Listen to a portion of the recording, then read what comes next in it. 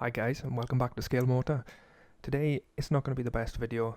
This is footage I've had for a while. I wasn't even sure if I was going to do a video build on this, but I thought I may as well. It's the Belkits Ford Fiesta RS WRC. And to start off, we're just going to be removing seam lines. We're just going to go over the seam line with a black pen. And then we're just going to be sanding away until the pen is gone. That way you can both see where the seam line is and see just how much you have left. Next up, we're just scribing some panel lines. We'll make them a little bit deeper just so they can be seen a lot better when the build is done. This car's going to be black, so I think if they're a bit deeper it makes it easier to see. The scriber was a cheapy Amazon job. It comes with various different tips, but I'll leave a link down in the description because it works quite well. Next, we're going to be removing this big chunk of plastic from the front. I don't know why it's there. I was just drawing the connection points for the grille. There's a bit of detail on the grille and a bit of detail behind this, which you can see. So, like I said, I don't know why it's there, and I thought we'd get rid of it. So, first of all, we're coming in with a knife just to scribe some lines so we know where to cut. Then we're going to be drilling holes just so we can make a big chunk to cut off. And then we're going to come in with our side cutters like so, and just cut it out and then use our knife to get closer to the edge before we start sanding. Next we move on to fit the over fenders on the front. I'm not sure why these are separate parts, probably moulding issues, but we've got one on each side and we're just going to test fit them first and then run a bit of the Tamiya extra thin and then pop the parts on, give them a little push just to make sure they stay put. And then we're just going to run a bit of glue up the back side as well, just to make sure it does stay there. We wouldn't want this falling off partway through, especially with some decals on. And this is the grille I mentioned. It was, again, a chunk of plastic, so I've cut a bit out, and we're going to be putting a bit of photo etch there later on down the line. We're just getting everything ready for paint now, and these are the wing mirrors, a little bit fiddly, and a bit of an annoying seam line on them, but a bit of Tamiya sanding sponge, and we'll get rid of that. Next up is paint. And I didn't have much footage of painting the car. I painted it in UMP gloss black primer. I like this primer, and I like the colour it leaves. So once we were done with that, we were just going to pop a few decals on. The blue stuff decals do tell you to put a few on first, then to matte coat the car, and then continue with the rest of the decals. Some are meant to be matte, some are meant to be shiny. So easy to put on. The blue stuff decals go down really, really well. We're just going to wet the area, wet the decal, and then come in with a bit of the UMP strong decal solution once the decal is in place, and then we can use our brush afterwards, after it's softened, to push out anything that's underneath any water or decal solution. Next we're using Vallejo matte varnish thinned with UMP airbrush thinner. This is, I think it's my go-to matte varnish at the moment. It goes quite well. I'm happy with it. I haven't had any issues with it. Just make sure you clean out the airbrush when you're done. And we're just going to slowly build it up. It might start looking milky. As you can see, it looks a bit kind of white. But when it dries, it just dries nice and matte. And then we're back in with more decals. There were quite a lot of decals to this scheme, but they were good decals. Like I said, they went down very, very well. Just going to do the same as we did before, just wet the area, and then once we've wet the decal, you should see it slides off the backing paper really, really nicely. You've got to be a bit more careful when decaling on a matte surface, because you can get silvering where water stays under the decal, or the decal doesn't sit against the surface nicely, but you can decal over matte paint. You don't need a nice gloss coat. Just pay a bit more attention here when we're trying to push out any of that residual water with our brush. And when we are decaling on a matte surface, I do like to come in with a cotton bud as well, just to kind of roll to try and push out any of that moisture that's stuck under there. Also making sure to push into the panel lines, using a bit of heat from the heat gun to soften that decal a little bit more. These decals work really, really well with the UMP strong solution, so that's what we went for, and that really did help get the decal to conform around these surfaces and stick nicely to a matte finish. And there we can see we're coming back in with that cotton bud with a little bit of pressure and just rolling. Don't want to push or drag it across the decal, because you can rip it or you can pull it or move it, which wouldn't be great at this stage, especially with the decal softener solutions and stuff on, because it can rip really easily. One great thing about the blue stuff decals is it does give like measurements, so you can see how far away certain decals are supposed to be from others, just so you can get the livery correct, or the scheme correct. So that's what I was just doing there. I was just measuring to make sure we were at the right distance, so then when the rest of the decals go on, they are where they need to be. Just following the same process with all of these decals.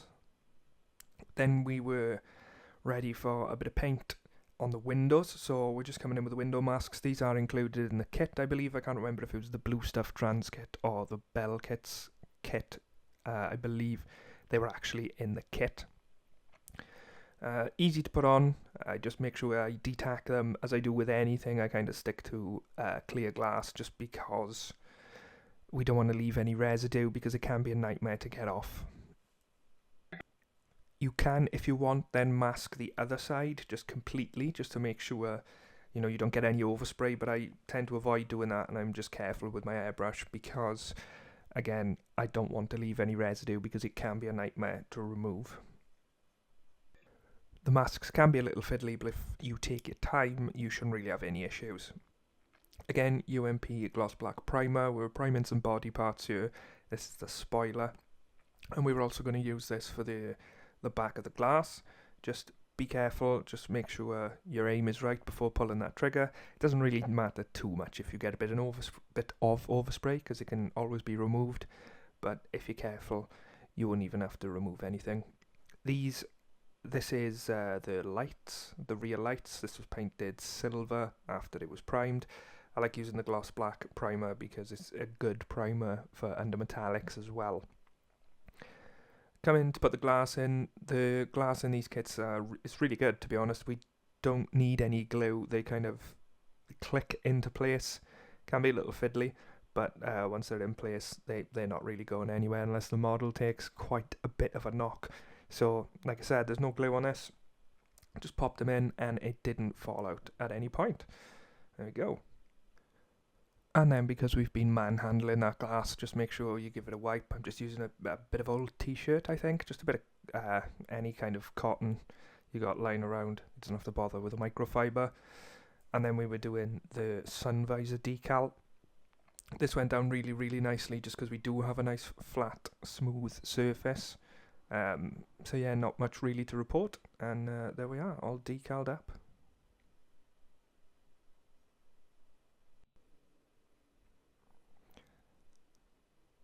So these are the light lenses. They were painted off camera. I'm just removing a bit of masking we done for the clear bit, and next we're going to come in with a Posca pen. You can use acrylic paint. You can use a Sharpie. We're just going to go around the edges of the lenses just to give that kind of seal look, as you get on lights, on headlights and taillights. We've done the same to the front, and there we go. Next up was a lot of carbon fibre decaling. As you can see, I've made a lot of stencils. I'm not going to go too in depth with this. I'll probably do another video of this, just carbon fibre decaling in the future. But each part kind of had two, because we wanted a like a line going up the middle, as you see sometimes in carbon fibre. But the Scale Motorsport carbon fibre decals are brilliant. They go down really, really well. We're doing the same process as we do with any other decal, really. Just wetting the area, wetting the decal, popping it on, getting it into place, and then once it's in place, we can come in with our decal softener. UMP, in my case, UMP strong, because I know that this stuff can handle it.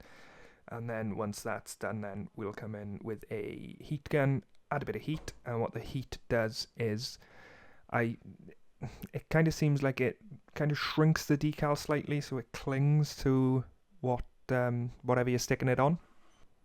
Yeah, I'm not exactly sure, but I do know that teamed up with the decal solution makes the decals go down flawlessly. Then we just come in right at the end with the brush just to push out any moisture from underneath, and then you can see we've got a nice clean decal sitting. And then what followed was hours and hours and hours of decal setting. As you can see, this is another piece on the underneath, and you might be able to see the kind of effect we're going for, that kind of arrow in the carbon. So you've got a line up the middle where the two different directions meet, hence why we had so many stencils on that Scale Motorsport sheet at the beginning. I'm not going to go and show you every single part. I'm just going to do a couple of little bits, and you can see there, that's why I'm just pushing out the remainder and making other areas wet for these little tiny pieces. There was one each side here. You can see there's just little tiny pieces, which is why it took me forever. I do like doing carbon fibre decals, and although there were loads to do, I did really enjoy the process, even though it did take a while. I don't know exactly how long, but patience is a virtue, and the more patient you are, the better it'll look at the end. So while all that decaling was setting, we went in and painted some other bits and bobs. UMP black primer here again, just doing the under tray, the chassis basically, and the wheels. There was a couple of other bits. We did paint the interior parts as well. There's loads of little tiny bits, like this is 3D printed suspension, 3D printed brake pads. The brakes and suspension in this kit weren't great, which is quite annoying really for it being a rally car. Brakes and suspension are pretty important, so I designed in 3D printed parts to replace them. And again, this is another 3D printed part, and this is an intercooler and radiator which will go behind in that gap we cut out from the front earlier. Next up, Tamiya gloss aluminium LP70. Use this to paint the underside and the inside. It's thinned with Mr. Rapid thinner because I didn't want it too glossy. I wanted it a bit matte. Yeah, I didn't really want it to look super brand new, not super used either. I wasn't going mad with the weathering, but as you can see, it's still a nice colour. Next we come with Alclad dull aluminium for the parts which are meant to be really dull. This is a cover for the under tray. There were a couple of other bits we painted. We painted the exhaust and everything. That was Alclad chrome. When I'm painting with Alclad, I like to lower the pressure to about 5 psi and tighten the trigger tension just so I can do thin layers. Next, Vallejo Model Air yellow something or other, and we used this on the areas which were meant to be Kevlar. I didn't have any Kevlar decals, rather, so we just went for the paint, and I think the colour was actually pretty good for the Kevlar. I'm quite happy with how that turned out. Next, to save loads of masking, because sometimes I don't really like masking, we decided we were going to brush paint the disc carriers. I've used my bench vise there just to steady my hand, and I've put the part on that's not a cocktail stick, on a crocodile clip stick just to paint. I'm using Tamiya LP light gunmetal, I believe, just to paint the carrier. Brush painting can be quite relaxing, and when you've got kind of raised areas to paint like this, it makes it a little bit easier. And then we used, I believe this was LP70 again, just to paint the bolts and the kind of center of the carrier there, which connects to the hub. And then we used some Tamiya panel line accent black, and this is just to bring out the details in the 3D printed parts. And we could start putting some bits together. The suspension kind of arms and things, and the diffs and the bottom of the engine went together really, really well. Nothing really to report. You can see that radiator which I 3D printed there, that was just super glued in. The rest was Tamiya extra thin, just through the paint. And then this is the suspension, which was 3D printed. You can't really see it well, so I'll add some photos towards the end. But yeah, I was happy with how it came out. They're not for sale on my Cults 3D at the moment, just because they needed a bit of modifying, so I wasn't too happy with them. But we had to make some springs. I think it's just 1.2mm wire. We measured the gap and then marked up a stick and then just coiled the wire around the stick till we were at the right length, test fitted it, and then trimmed the ends, and then that went off to paint. I couldn't really decide what colour to go for, and I was having a chat in the hangout I was in at the time, and in the end we decided to go for green, like Monster Energy, to kind of match the scheme. I didn't get footage of that, but it was just clear green, straight on, no primer, no nothing. And it turned out okay. Now comes time to fit them, and it's super simple. The two 3D printed parts just go together with a dab of glue, just making sure we put the spring over first, and not forget. And then we put a dab of super glue in for the connection point, and another dab of super glue on the back of the hub, and the suspension was in. All that was left was to glue on the little reservoirs, I think they are, on the suspension. And there you can see suspension both sides, all in. The rest of the kind of under tray assembly went without a hitch, really. This is the exhaust. This was painted as Alclad chrome. And then it came to glue the diff and various other suspension components in at the back, and we just kind of repeated what we'd done up front with the suspension. This is an under tray. You can see it's been dry brushed. Again, I don't really have footage of that, unfortunately, because I'm a bit of a melon. But yeah, all these kind of little bits just go together quite well, to be fair. Speaking of little bits, I was just putting brake pads in tiny 1/24th scale brake calipers. These are 3D printed. They're available on my Cults 3D store.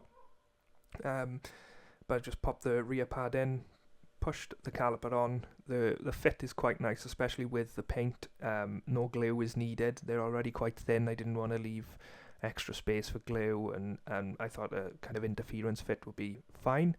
And then we're just going to slide the other pad in, and yeah, we're good to go. Then they just push straight onto the back of the wheel, and then the wheel can be then glued onto the kit, not forgetting to put the tyre on. I don't really bother with rolling wheels. I'm not going to be playing with these models. They're static models. The clue is in the name. I don't really want them to roll off a shelf or anything, so I pretty much always glue my wheels in place. And then a bit more painting. Now it's time for the interior. The interior was, again, primed with UMP black, and then we sprayed it with gloss aluminium. And then we also painted the other interior bits, like the seats, dashboard parts, and just all other little kind of bits and bobs for the interior. Most of it was left black, to be fair, and then the main kind of interior, I don't know what to call it, the interior tub, was sprayed with gloss aluminium, making sure to get the underneath too, just in case any parts are still seating. You don't want to be seeing just bare plastic just sitting there. Then I decided I wasn't happy with the gloss aluminium, so we used Alclad aluminium, and it gave a little bit of a shinier finish, which yeah, I was happy with. And we used the same then on the roll cage and kind of various other bits of the interior, which were meant to be nice and shiny. Now I have no idea what possessed me to think that this would be a good angle to capture what I was doing here, but again, this is just a Tamiya panel liner. We're just going around kind of all the raised bits on the inside just to bring out that detail, just so it can be differentiated from everything else. And then, yeah, I wasn't happy with this part. It's nothing to do with the product I used. I used some Pro Scale flock. The issue, I think, was the paint. I didn't use sticky enough paint. The flock didn't stick very well, and it was a very bad flocking job. I'm not great at flocking. I never really have been. Every attempt has kind of messed up, so we'll quickly gloss over that.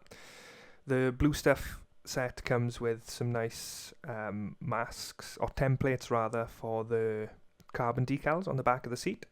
So again, to get our kind of pattern we were going for, I cut these out, cut them in half, and then popped them on the back of our Scale Motorsport sheet and just drew around them. This was the only kind of 1020 sheet that I could find, and it was in a pack for, I think it was the Rothmans NSR 500, so ignore the marks that are already on there. We needed 4 different ones, and the clever among you will realise that I'm an idiot, and I'm doing 4 of the same shape, of the same, same side of the pattern, and I didn't realise that until I'd already cut 2 out, and as you can see, we got 2 lefts. Luckily, we did need 2 lefts, and I could rectify this just by redrawing around the template. Just flip it over, draw it again, and then we can cut it out, and we'll have 2 pieces which match up in the middle perfectly, and we can get our nice pattern. I'm not going to cover this in depth again. It's the same as last time.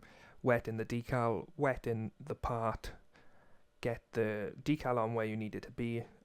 Make sure if you are touching it like I am here that your fingers are wet, because it will stick to your fingers and pull off. And then again, UMP strong solution, a bit of heat just to kind of soften that decal up nicely, and then we can use our brush to push out any bubbles and creases and anything that's underneath. Again, make sure your fingers are wet if you are going to be touching the decal. Done a little bit of brush painting. This is Vallejo Silver. This kind of goes down really, really well for a brush, for an acrylic paint, and it is my favourite for silver when using a brush. Some more decaling. I like these kind of these decals which go over raised parts. This is where the decal solution really comes into its own. But I also like to wet my finger and give it a squeeze once we're right at the end. I'll push anything out and it'll make it conform to all those little raised bits and buttons a lot nicer. And then we just come to building up all the interior bits. We're just using some Tamiya extra thin. Just pop a little bit in the hole and then pop the part in. It'll eat through the paint. And your parts will stick, no problem. If you're careful with it, you won't get any paint runs, or if you do, they'll be behind all the parts anyway, so it's not too much of a problem. The interior went together really well, to be fair. This kit actually went together really well. It's just that the details in some places were a bit soft. Next up was seat belts. Seat belts, I don't mind doing seat belts. Seat belts can look really, really good, but they can be a bit finicky. Normally the buckles just got a couple of bends, or some bits to glue on. As you can see here, I think there was like 5 different pieces just to give it that thickness, and we've got 5 different belts coming off it. What I tend to do is cut the belt a little bit longer just so we can post it through the hole, and we've got plenty there we can fold over. It's simple to attach it, a bit of super glue. Try to get some non-hazing stuff because it can haze on this kind of stuff, but yeah, just a dab of super glue and then fold it over, give it a little squeeze, and you're stuck.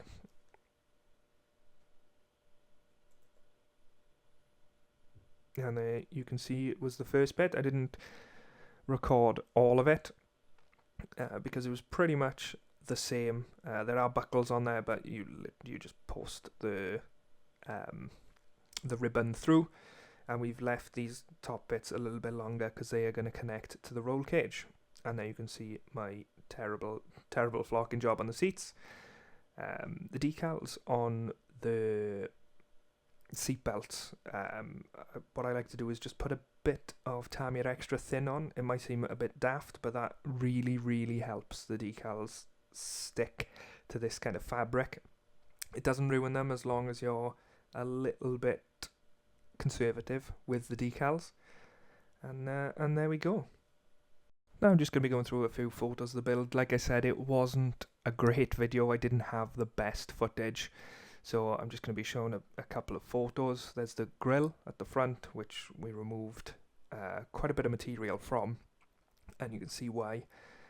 There's the main decals done. The kit was a great kit, to be honest. I did really enjoy building it, and I enjoyed this livery. I'm a bit of a Rossi fanboy, but yeah, I think the decals went down nice and the kit went together pretty good. Those panel lines on the back there, they aren't on the kit. You do get a template in the blue stuff set on where to scribe them.